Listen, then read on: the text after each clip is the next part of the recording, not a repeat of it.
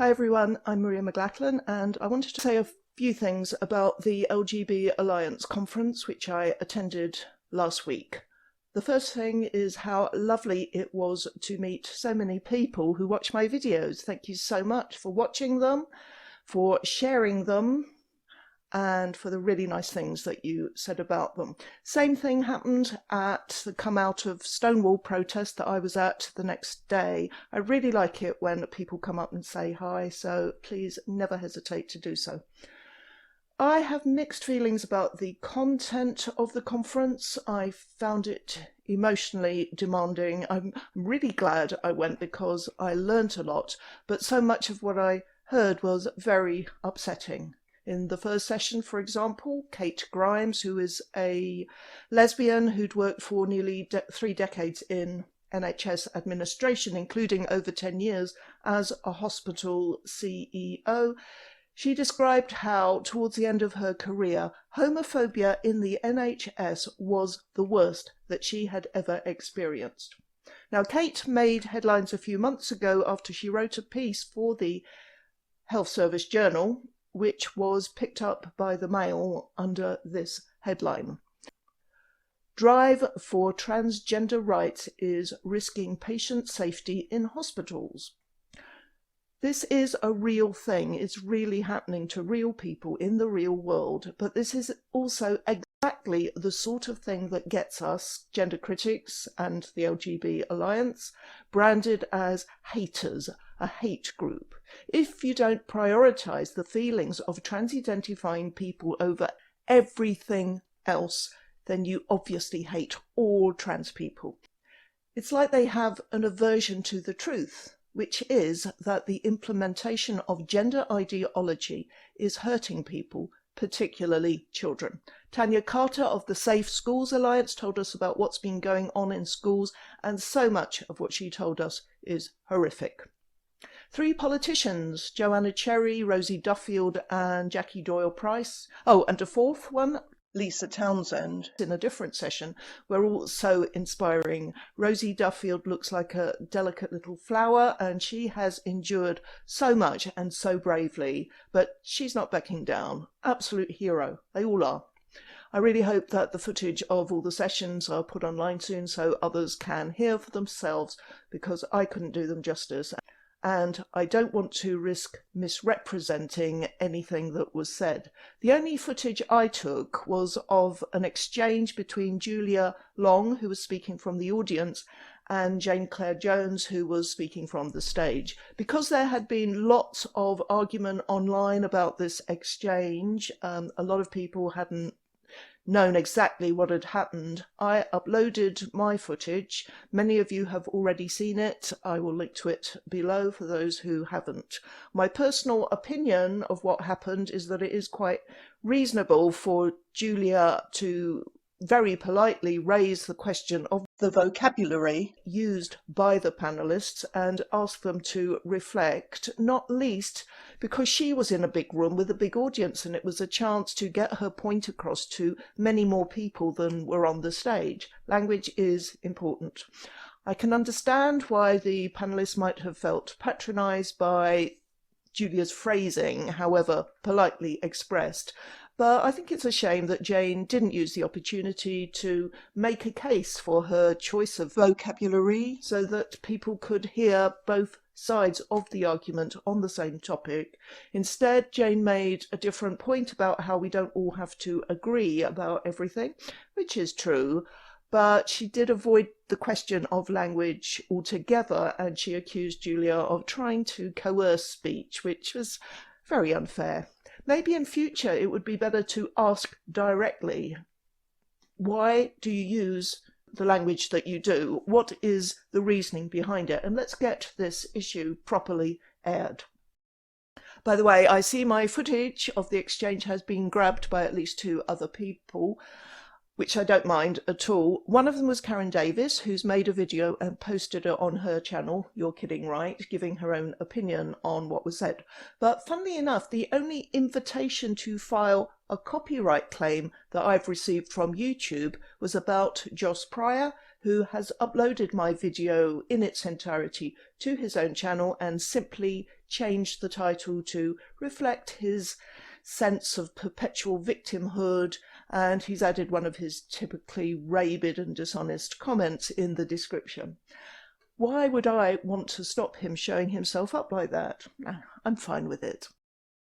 There were inevitably protesters outside the conference shouting some really vile stuff, and I was disgusted to learn afterwards that SNP MP Kirsty Blackman stopped on her way to work to lend some support, supporting a homophobic protest outside a conference of mostly gay and lesbian people.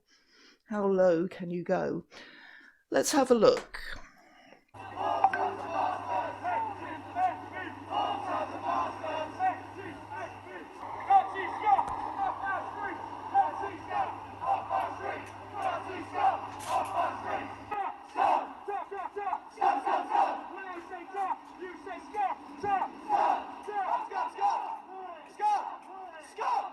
So basically it's TERFs are scum, Nazis, scum, scum, scum, scum, and more scum. That's the way to change our minds about you being anything better than mindless, moronic would-be tyrants. The funniest chant, and I so regret not getting my phone out in time to record it, was, "Where's your diversity?" Some of our diversity was standing right there outside the venue. Old and young, black and white, gay and straight, disabled and not. The rest were inside the building. Oh, massive kudos, by the way, to the hero and legend that is Alison Bailey, who made the keynote speech and received one of many standing ovations that were done throughout the day. So where was your diversity, children? I mean, which one of you isn't a white middle-class brat? That could be a little bit unfair because I think I did spot one black face amongst the crowd, and afterwards when I sort of left the area and went amongst them to film them, I spotted this old bloke, India Willoughby. Remember him? I am a real woman, okay?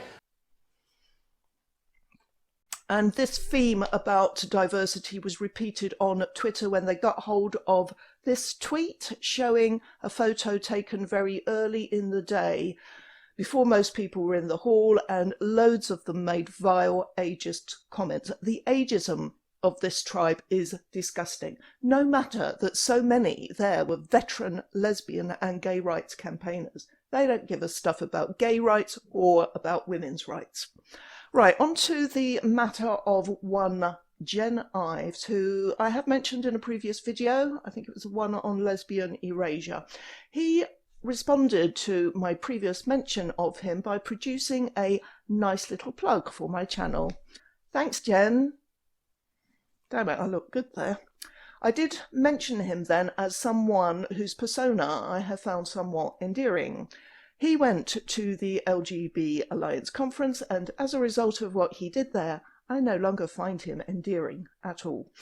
Afterwards, he was interviewed by Pronoun Montgomery in a video entitled "Jen Ives Goes Undercover at LGB Alliance Conference." Jen Ives is the one in the faded denim jacket, thigh-high miniskirt, ankle socks and trainers. Here's a bit of irony from him. For anyone who doesn't know, Malcolm Clark is one of the founders, I think, of LGB Alliance. He's a bald man with a terrible fashion sense. His belt was the worst thing I saw on the day. Okay. Not the sharpest knife in the drawer, Jen admitted two things to Pronoun Montgomery which don't reflect well on him, and Pronoun was practically orgasmic over them, which reflects even worse on him. I won't waste time showing Pronoun doing his usual arseholiness and calling the LGB Alliance an anti-trans group, etc. He doesn't like it because it was set up to advance L and G and B rights and doesn't fight for the right of men to access women's spaces. On second thoughts, I'll just show a little bit. And LGB Alliance seem to be doing reasonably well at tricking people or pretending that they're a credible organisation. Mm. But they recently held a conference in London, which was their first conference, and they spent a horrific amount of money on this conference. And we were all wondering what was going on. Tricking people. Presumably he means people like the charity commissioners and the thousands of supporters who aren't as clever as Pronoun into thinking they are a credible organisation when really they are what exactly? All we ever hear from its detractors is that they are transphobic and a hate group, an anti-trans group, but we never actually hear what is so bad about gay, lesbian and bisexual people having an organisation of their own, like what Stonewall used to be, or what the Alliance is doing that is so bad for trans-identifying people, apart from not prioritising them over everyone else, like what Stonewall is doing now. Anyway, I'm so sorry I didn't see Jen at the conference, and I'm sure the feeling is mutual. There were about 470 people there. So Pronoun asks Jen if he was nervous going there. I do know that he was one of a few trans-identifying people there. Debbie Hayton, Christina Harrison and Seven Hex were also there. I don't know about any others. And Jen responds? Yeah, I'd say the only thing I was worried about slightly was how they would react around the use of toilets. So I phoned them beforehand to, check on that. And they told me that they were going to have toilet guards, like attendants, like toilet guards. Yeah, like making sure that no men, no trans-identified males were going in. Trans-identifying males. Well, kudos to Jen for respecting the gender-critical lingo. So he claims some unnamed person told him there were going to be toilet guards at the conference. By the way, according to what is being said publicly by people in the know, Jen phoned up in advance of the conference claiming to be a journalist and giving a false name, thereby exposing himself as a liar. So I wouldn't take his word on anything too seriously. But if this thing about toilet guards was said at all, it was surely intended as a joke, and quite funny, I think. I can imagine the person stifling a giggle as they said it. There was never any intention to have toilet guards, or stewards, say, specifically guarding the toilets. Why would there be at a conference full of gender-critical people who know which is the correct toilet for them to use? And precisely because it was a conference full of gender critics, it was absolutely the safest place ever where Jen could have used the correct toilet for the man he is. If any of the other male users of the gents had mistaken him for a female and said something, and he'd said, "It's okay, I'm a trans woman," or rather a trans-identifying male, as Jen puts it, I believe he would have got respect for doing so, for doing the decent thing, as would any other trans-identifying person there. I did see one of them going into the disabled toilet, which is unisex, but why not the gents? So when I got there, the first thing I did when I got to the Queen Elizabeth II Centre is I used the women's toilets. So it happened. I did it. That was downstairs. I did it, yeah. And Yay! I also, I came out of the toilets and I washed my hands around a fair few gender critical women who didn't bat an eyelid at me. And then again later, after the first talk, I then used the women's toilets on that level in the middle of the conference. And again, no one said anything to me. I interacted with various different people, had conversations, bought a T-shirt, did lots of stuff. On the toilets thing, I just want to make clear, because I guess we're probably going to have a range of people watching this, and there's going to be trans people and LGBT rights people, but there also is probably going to be some gender critical people watching this, and maybe some who don't quite know. I guess I just want to put some framing on this. We're talking about Jen got to go to the toilets and the thing. This is completely normal. I go to the women's toilets every single day of my life and have for years. And I never think, in any situation, oh, I'm washing my hands next to a woman. Oh, maybe she'll, I just do it. I don't even think. I went to the toilet earlier in a public space in a women's toilet, literally earlier today. I don't think about it because, of course, I don't think about it. I don't think about it like any cis woman watching this wouldn't think, oh, I'm washing my hands next to someone. What if they think I'm a man? And I think that the important context here is that not that you're in the women's toilets in a public space, it's that you're in the women's toilets in a gender critical event. Yeah, we get it. It's perfectly normal for this entitled colonizer to go where he shouldn't without giving a flying toss about anyone else's feelings, but for another equally entitled male to dare to go behind enemy lines and into a women's space which is very likely to have real feminists in it is an extra special source of glee, right? So they spend an incredible amount of time in this very long video talking about toilets and nothing about the content of the sessions, the fantastic contributions from the invited speakers. Jen didn't go there for them. This is why he went. I was recording the whole event with a wire, like the whole time. Yes, he really did that. He got secretly mic'd up to go to the conference of an organisation set up to advance gay and lesbian rights, and then he went to a popular YouTube channel and boasted that he'd recorded the whole thing. He also boasted that he went into the ladies' toilets at the conference twice, yet his supporters were outraged at any suggestion that he might have been recording while in the ladies' toilets. And he was peeved that he was reported to the police on Twitter. You couldn't make this up.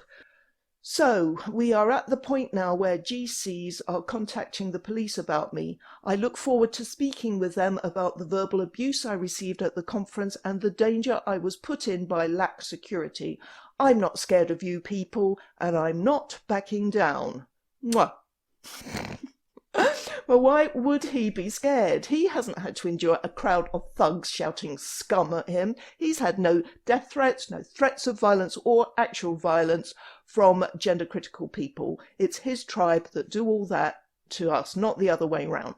Oh, and I'm sure the Metropolitan Police will treat the report on him every bit as seriously as the Scottish Police treated the fact that a certain feminist hatefully tweeted a picture of suffragette ribbons. There's a clue there about what my next video is going to be about.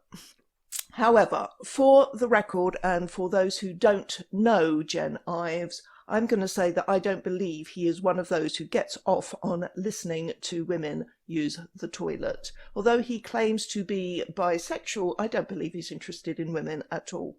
He used the women's toilets because he thinks he should have the right to do so as a man performing his idea of womanhood. He was mic'd up in the hope of perhaps recording something he could use as comedy material and also use against the LGB Alliance. He wasn't challenged because most people who clocked him just thought he was an eccentric looking woman. Just a couple of more things before I finish with him. He claims that he received verbal abuse, and he did, actually, and he deserved it, actually. I've seen the footage. I'm not at liberty to share that footage, but this is one still from a video taken by a young man who had earlier in the day been led to believe that Jen was female, and he suddenly found out that Jen is male, and he lost his rag, and he called him an autogynephilic pervert who wanted to access female spaces. And he rants for about 4 minutes during this video he was taking, repeating pretty much the same thing. Jen and his mate just stood there, hardly responding at all. They didn't attempt to leave the scene, which they obviously could have done. As you can see, they weren't cornered or anything. And it looked kind of odd that they just stood there and took it like that. But as we now know, it's because he was secretly recording the whole thing. And I'm showing this still to show how far away they were from the guy who was angry with them. And there were a few witnesses and a couple of security people turned up to find out what was happening. It is simply not true that he was in any danger. And next time I see that young man, I will thank him and shake his hand. The only other bit I'm going to show of the pronoun video I found somewhat amusing in the circumstances. The problem is, if you look at the brochure, most of the talks, most of the things are centered around trans identity and with the implication that trans people are sort of like a problem. The implication that trans people are sort of like a problem, says the man who lied through his teeth, used the wrong toilets, and secretly recorded people without their consent. The brochure does not suggest that most of the talks were centered around trans identity. But it is the case that gender ideology is doing untold damage, and if only Jen had gone there in good faith in order to listen and learn and engage, as did the other trans identifying people, he might have come away with a bit more understanding. But just like those imbecile protesters outside, he wasn't interested. Anyway, it was a great conference and I hope to go again next year. The next day I had a brilliant time at the Come Out of Stonewall demo organised by the excellent DJ Lippy when we protested at various places around London. Let's see 10 seconds worth.